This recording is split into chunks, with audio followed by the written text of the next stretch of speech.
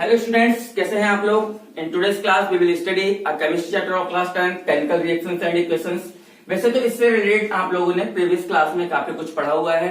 जैसे एक टॉपिक है केमिकल एंड फिजिकल चेंजेस, तो फिजिकल एंड केमिकल चेंजेस के बारे में तो आप लोगों ने अच्छे से पढ़ा हुआ होगा।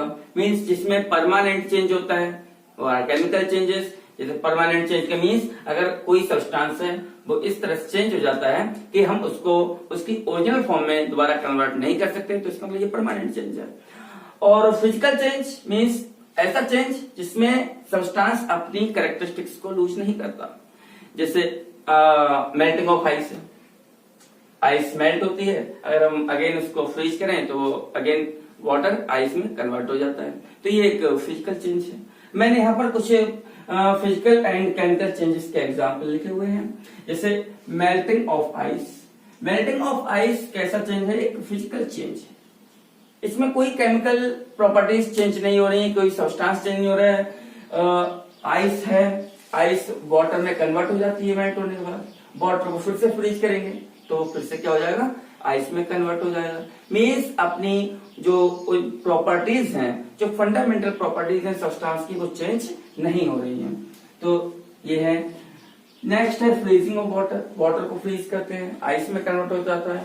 अगर हम उसको अगेन मेल्ट कर देंगे तो फिर से किस में कन्वर्ट हो जाएगा, वाटर में कन्वर्ट हो जाएगा। मीन्स इसमें भी उसकी प्रॉपर्टीज जो है, जो ओरिजिनल प्रॉपर्टीज हैं, वो चेंज नहीं हो रही हैं। ब्रेकिंग ऑफ ग्लास है, तो बॉटल है, तो बॉटल को अगर तोड़ देते हैं तो भी वो ग्लास रहता है, बॉटल ग्लास की बनी होती है और तोड़ने के बाद भी वो ग्लास ही रहता है। तो इसमें भी कोई चेंज नहीं हो रहे हैं, परमानेंट चेंज नहीं हो रहा है। श्रेडिंग ऑफ पेपर, पेपर को फाड़ दो कोई चेंज नहीं होगा, पेपर पेपर ही रहेगा। दूसरा है dissolving of sugar in water. Sugar है, वाटर में डिसॉल्व कर दिया, अगर हम वाटर को हीट करते रहेंगे, इवेपोरेट कर देंगे सारा वाटर, तो उसमें शुगर रह जाएगी। हमने प्रीवियस क्लास में देखा था separation of substances, separation of matter. तो इसमें से हम शुगर को वापस निकाल सकते हैं, तो इसका मतलब यहाँ भी कोई परमानेंट चेंज नहीं है। अच्छा, केमिकल चेंजेस के कुछ एग्जांपल्स यहाँ पर दिए हुए हैं। जैसे बर्निंग ऑफ पेपर, अगर हम पेपर को बर्न कर देंगे तो पेपर में क्या होगा, परमानेंट चेंज हो जाएगा। जो पेपर की एस है उससे हम बैक पेपर को ऑब्टेन नहीं कर सकते, इसका मतलब ये क्या है, एक तरह का परमानेंट चेंज है। तो ये है chemical change. Cooking, cooking of food, cooking of food एक परमानेंट चेंज है। इसमें कुछ चेंजेस हो जाते हैं, इससे क्या होता है, हम वापस उसको ओरिजिनल फॉर्म में कन्वर्ट नहीं कर सकते। रस्टिंग ऑफ आयरन है, it is chemical change. Digestion of food, respiration, ये हमारे एनवायरमेंट कुछ डेली लाइफ के कुछ चेंजेस हैं जो कैसे हैं, केमिकल ऑफ फिजिकल चेंजेस में हमने इसको क्या किया है, डिवाइड किया है। और ये केमिकल चेंजेस ये क्या करते हैं, केमिकल रिएक्शंस को फॉर्म करते हैं। तो ये केमिकल चेंजेस मींस जिनमें परमानेंट चेंज होता है, जिनमें सब्सटेंस की प्रॉपर्टीज चेंज हो जाती हैं, परमानेंटली चेंज हो जाती हैं और हम उसको ओरिजिनल सब्सटेंस में वापस ऑब्टेन नहीं कर सकते, तो हम कहते हैं कि परमानेंट चेंज है, केमिकल चेंज है। और इन केमिकल चेंजेस से ही क्या होती है, केमिकल रिएक्शंस बनती हैं। तो देखते हैं what are chemical reactions.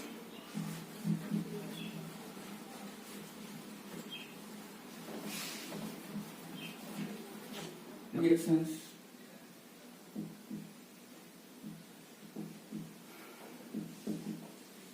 What are chemical reactions, अभी बताया था कि the substance undergoes chemical change, gets chemical reactions. So what are chemical reactions? A process in which substance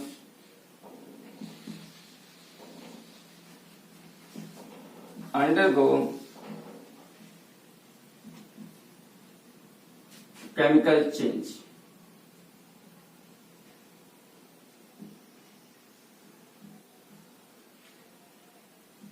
and form new substances with new chemical properties, new products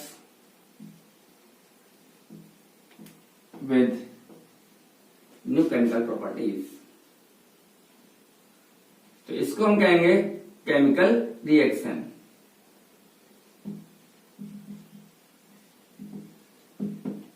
example के लिए अगर हम देखते हैं, जैसे एग्जाम्पल में जैसे हाइड्रोजन गैस की रिएक्शन अगर ऑक्सीजन गैस से कराएं, hydrogen and oxygen gas react with each other and form water, that is liquid.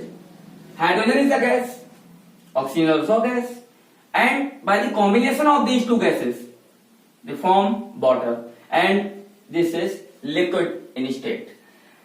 अब इसमें हाइड्रोजन के अगर कैरेक्टरिस्टिक्स की बात करें तो ये बर्निंग सब्सटेंस है,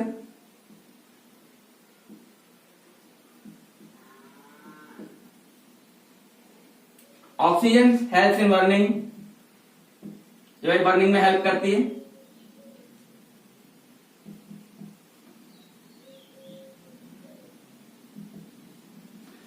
बट वाटर ना तो बर्न होता है और ना ही बर्निंग में हेल्प करता है।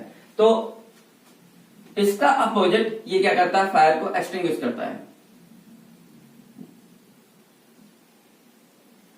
फायर, तो ये फायर को क्या करता है, एक्सटिंग्विश करता है। इट मींस जो केमिकल प्रॉपर्टीज हैं वो टोटली चेंज हो गई हैं। हाइड्रोजन बर्निंग सब्सटेंस है, ऑक्सीजन बर्न में हेल्प करता है, बर्निंग में हेल्प करता है, और H2O फायर को एक्सटिंग्विश करता है। ना तो ये बर्निंग में हेल्प करता है ना ही बर्न होता है। इट मींस केमिकल प्रॉपर्टीज क्या हो गई हैं, टोटली चेंज हो गई हैं। तो इसको हम कहेंगे अ केमिकल रिएक्शन डन। एक और एग्जांपल, मैग्नीशियम को बर्न करते हैं ऑक्सीजन के साथ, सॉलिड है और गैस है। जब हम इसको बर्न करते हैं तो ये बनता है मैग्नीशियम ऑक्साइड फॉर्म होता है। मैग्नीशियम व्हाइट पाउडर है,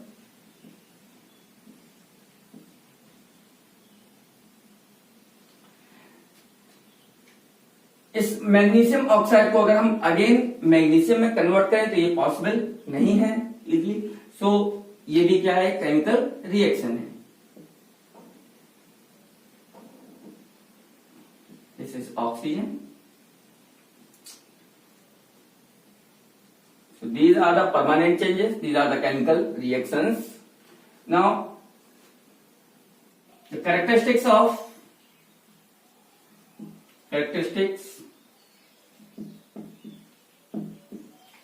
chemical reactions.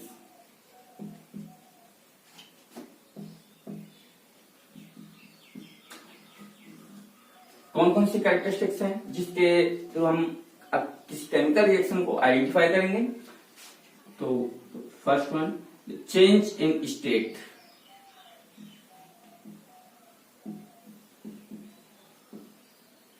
मीन्स किसी केमिकल रिएक्शन में जो रिएक्टेंट्स हैं उनकी स्टेट में चेंज होगा, जैसे सॉलिड से लिक्विड, लिक्विड से गैस, ठीक है। तो गैस से अगेन सॉलिड और liquid. Second, evolution of gas. This is another characteristic of a chemical reaction. Evolution of gas means some of the reactions can be characterized by the evolution of gas. Third, change in temperature.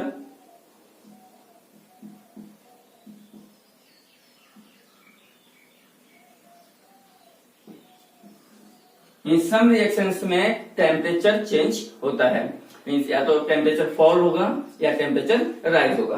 तो हम उससे identify कर सकते हैं कि chemical reaction is going on. Formation of precipitate.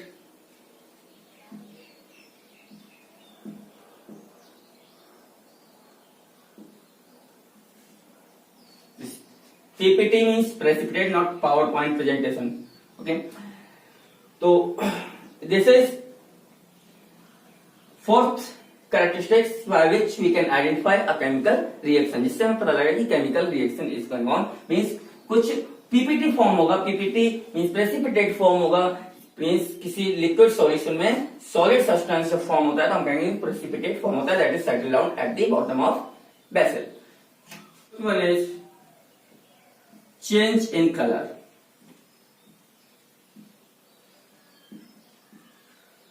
Means कुछ reactions में हमें कलर में चेंज भी देखने को मिलेगा। जैसे कलर में चेंज होगा और हमें आइडेंटिफाई कर सकते हैं कि यहाँ chemical reaction is going on. तो these are the characteristics by which we can identify a chemical reaction. Once again I am repeating. Change in state, state change से हम केमिकल रिएक्शन को आइडेंटिफाई कर सकते हैं. इवोल्यूशन ऑफ गैस, इससे identify कर सकते हैं. चेंज इन टेम्परेचर से आइडेंटिफाई कर सकते हैं. केमिकल रिएक्शन को फॉर्मेशन ऑफ प्रेसिपिटेट से आइडेंटिफाई कर सकते हैं. और चेंज इन कलर से भी हम केमिकल रिएक्शन को आइडेंटिफाई कर सकते हैं. So now I discuss the all characteristics one by one. So first one is change in state.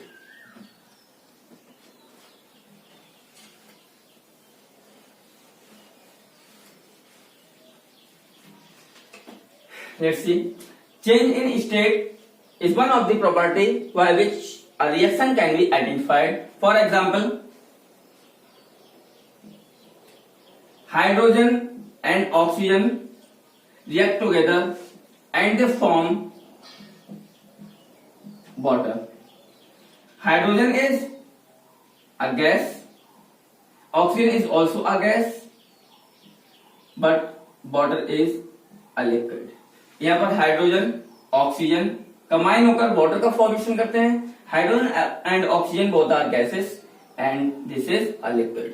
सो यहाँ पर क्या हो रहा है, स्टेट का चेंज हो रहा है. मीन्स गैसेस से लिक्विड का फॉर्मेशन हो रहा है. So it is a chemical reaction.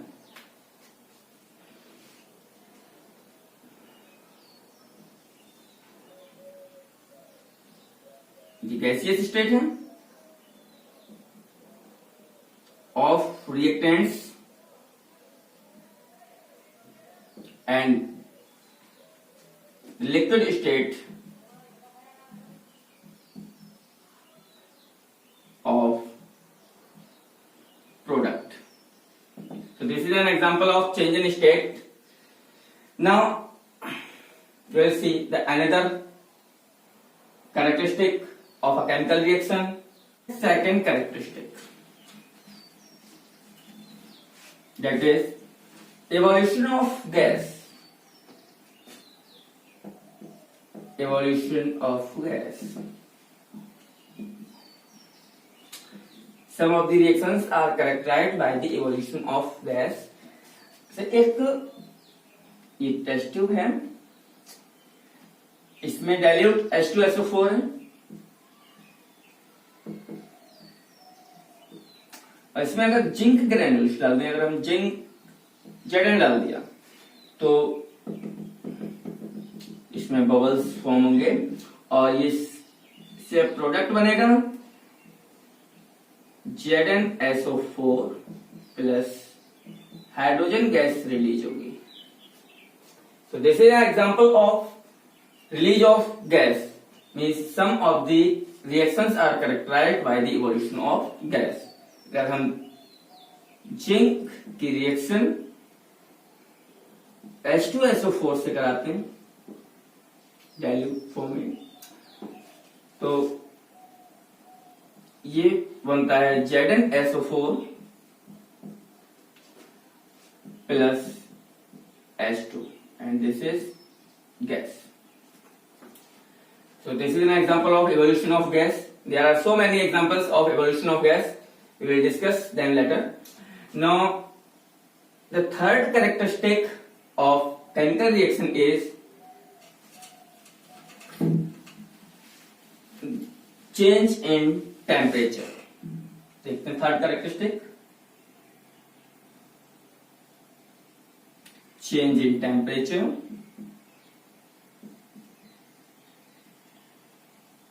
इसमें दो केस हो सकते हैं. चेंज इन टेम्परेचर में मीन्स टेम्परेचर राइज हो सकता है, टेम्परेचर फॉल हो सकता है. हम दोनों देखेंगे one by one. Change in temperature में rise in temperature and fall in temperature. इसका एग्जांपल है CaO सॉलिड फॉर्म में. जब हम इसको वाटर में डालते हैं देन इट गिव्स CaOH का whole twice, calcium hydroxide, and a lot of heat. जब एनर्जी रिलीज होती है या एनर्जी एब्जॉर्ब होती है उसको हम प्लस हीट और माइनस हीट के फॉर्म में इसको डिनोट करते हैं. प्रोडक्ट साइड में।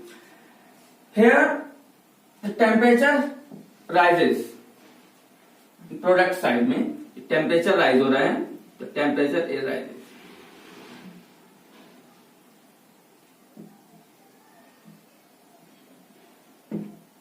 तो यहां पर टेम्परेचर राइज हो रहा है, ठीक है, हीट इवॉल्व हो रही है। So this is example of changing temperature. One more example, fall in temperature का। This is very important reaction, और इस रिएक्शन का चैप्टर में काफी यूज है, बहुत यूज है। CaO का मैं नाम बता दूं, CaO होता है quick lime, this is known as quick lime. Generally इसको क्विक लाइम बोलते हैं, वैसे कैल्शियम ऑक्साइड है इसका chemical name, and generally this is called quick lime, this water, and this is calcium hydroxide, generally it is known as slaked lime.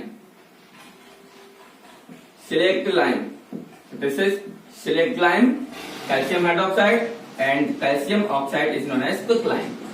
याद रखेंगे, नाम बहुत यूज होते हैं इस चैप्टर में, एंड आगे भी इन नाम से इनको बोलते हैं। तो second example is reaction of barium hydroxide octa hydrated plus NH4Cl। अगर हम बेरियम हाइड्रोक्साइड की रिएक्शन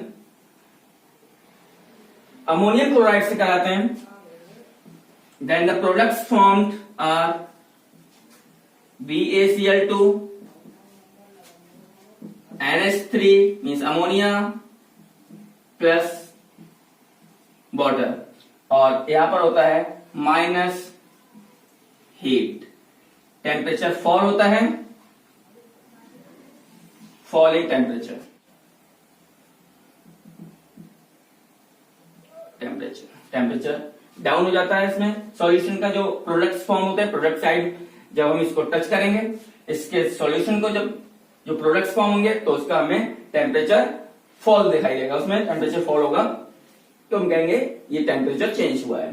तो इसका मतलब ये है कि temperature change may be fall of temperature and rise of temperature. So some of the chemical reactions are characterized by the change in temperature. Now the fourth one is formation of precipitate. So देखेंगे formation of precipitate.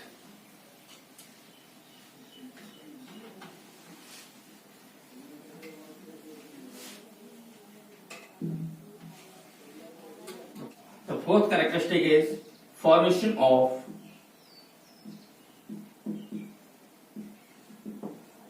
precipitate.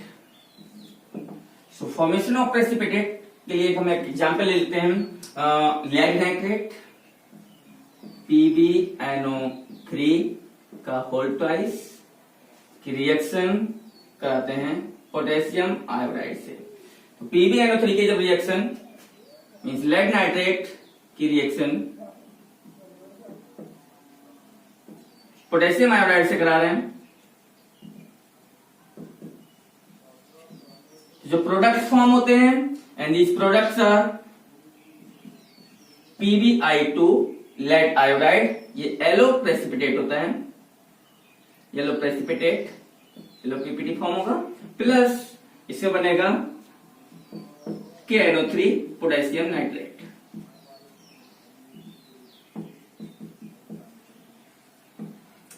This is formation of PPT,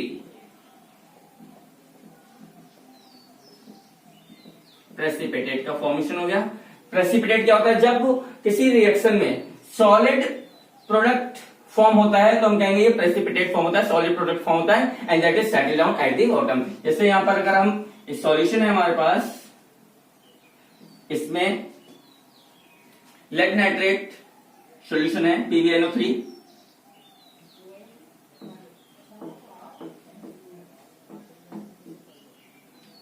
का whole twice, ये solution भरा हुआ है इसमें, और अगर इसमें हम पोटेशियम आयोडाइड डालते हैं Ki, तो यहां पर येलो कलर का precipitate mean solid substance obtain होगा रिएक्शन के आफ्टर रिएक्शन।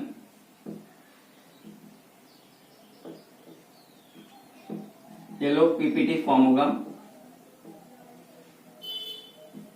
फॉर्म वो क्या होगा PbI2 lead iodide PPT precipitate form होगा। So this is known as the formation of precipitate if during a reaction a solid product is formed that is settled down at the bottom, that is insoluble, that is called precipitate. So the reaction, whole reaction is known as the formation of precipitate. So some of the reactions can be characterized by the formation of precipitate. And the fifth and last characteristic is the change in color. Change in color means some of the reactions are characterized by the change in color. For example, copper sulfate solution. Copper sulphate solution होता है जब उसमें हम iron fluids को डालते हैं तो इसका कलर होता है ब्लू, और blue colour after the reaction change to green, ये बना देता है FeSO4 और कॉपर सेटल डाउन हो जाता है। कॉपर सल्फेट इसमें CuSO4 का अगर सॉल्यूशन लेते हैं और इसमें डाल देते हैं Fe, तो इसमें नीचे हमें मिलेगा प्रोडक्ट में ये मिलेगा कॉपर और प्लस जो सॉल्यूशन होगा FeSO4 का जिसका कलर होगा ग्रीन। तो ये ग्रीन कलर का सॉल्यूशन हमें एक्वा सॉल्यूशन मिलता है और कॉपर सेटल डाउन हो जाता है टेस्ट ट्यूब के बॉटम पे। सो this is an example of change in colour. So some of the reactions can be characterized by the change in color. So there are 5 characteristics of reactions. We have studied them one by one with example. So learn them for the purpose of exam and for the purpose of your knowledge. और next lecture में हम देखेंगे chemical equations and how to make a chemical equation more informative and how to balance the chemical equations. Here some questions are given for your homework. Note down them and write the answers.